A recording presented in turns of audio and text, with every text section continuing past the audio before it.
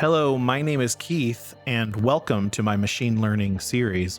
In this one, we're going to talk a bit about stop words, what they are, and why they matter.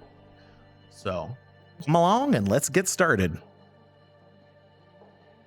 All right, so what are stop words? Stop words are pretty straightforward.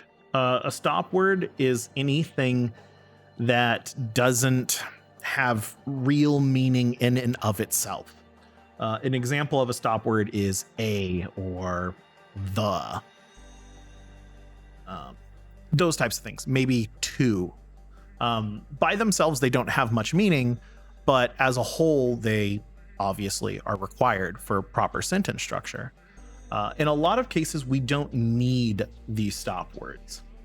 And as such, it's pretty common practice to take these stop words, either have a predefined or make a list of them, and then remove them from our string or our sentence or whatever it is that we're processing. So let's go ahead and start by importing Nltk. So Nltk is the natural language toolkit, and it's pretty much the Swiss Army knife of anything NLP for Python. So we'll be using it quite a bit throughout this. Well, one of the reasons we're doing this is because it has a fairly complete library of stop words and anything that we may want to basically remove. So let's go ahead and first make sure that you have Nltk installed. You can do that by pip install Nltk where appropriate. And of course, if you already have it, that's just fine. If you don't, it will download. So let's go ahead and start writing. All right, so let's go ahead and define stop words as nltk.corpus.stopwords.words English. Since that is what we are looking to do. So the next thing we're going to do is we're going to do clean. We're just going to define a function called clean, and we'll pass in a tokenized list. Let's just call this list. So now that we've done that, we're going to say return.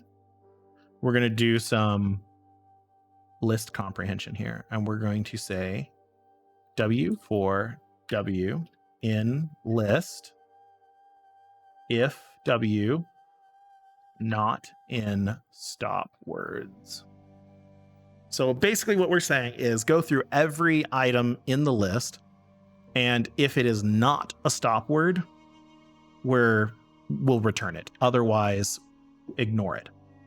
So this will, in essence, remove our stop words. There are other ways of doing this with hash comprehension or doing an actual comparison, those types of things. But this is a nice, quick, simple way of doing it. We will need our tokenized list, though. So let's go ahead and look at our previous code. We're going to rerun that. Looking at this, we're going to grab the values here. So to make this easy to copy, let's go ahead and run our old code, and we'll print tokenized. Let's go ahead and run that.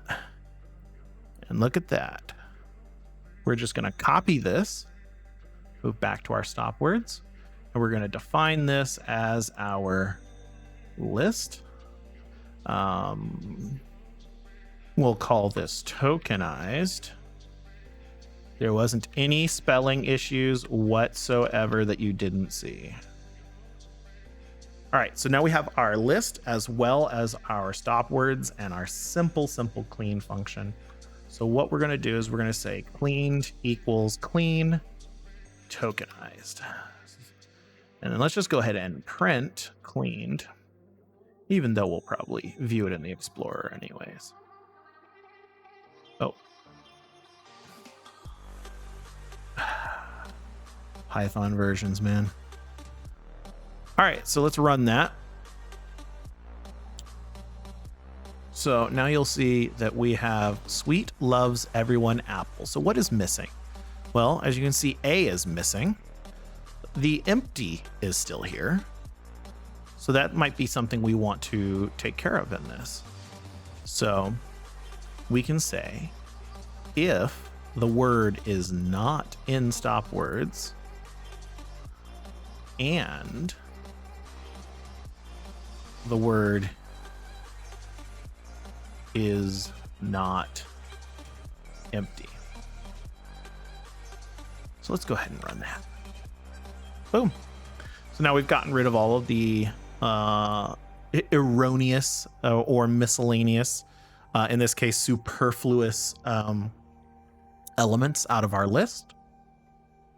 And we have cleaned and properly removed stopwords from it. So this is a step that you'll probably do in most NLP as you prepare your data for processing. I hope you learned something, and I'll see you in the next one where we start talking about how to affect the words themselves. Peace.